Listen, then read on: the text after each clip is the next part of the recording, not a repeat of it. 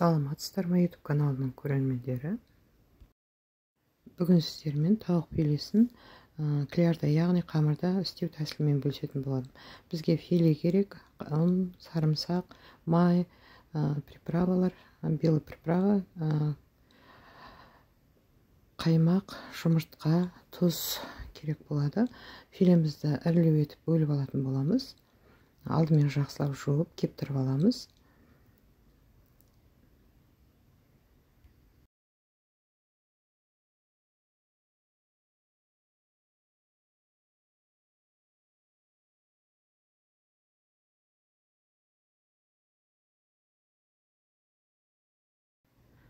Осылай жақсылап бөліп аламыз. Сосын ыдысымызға салып, мариновать ететін боламыз. Филемізді турап осылай ыдысымызға саламыз. Үстіне паприкамызды саламыз. Тұзымызды жақсылап тұздап аламыз. Қызыл бұрышымызды саламыз. Бұл жерде мен ақ бұрышты да қостым кішкене. Жұмыртқамызды, қаймағымызды салып, жақсылап араластыратын боламыз. Сарымсағымызды майдалап аламыз. Бәрін осылай жақсылап араластырып, бетін жауып, жақсылап жарты сағатқа жылы жерге қойып қоямыз, бөлме температурасында. Сосын алып, ұнымызды араластырып,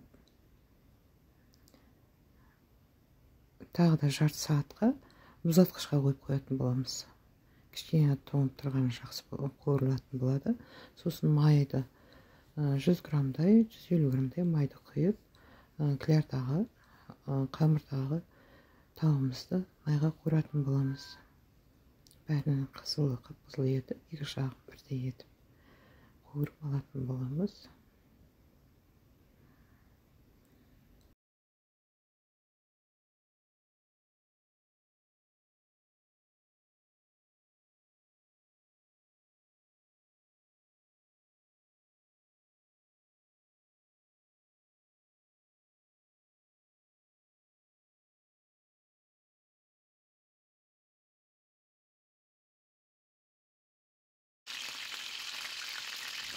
Осылай қызыл етіп екі жағын қуырып алатын боламыз. Арасы етіп әдемі піседі.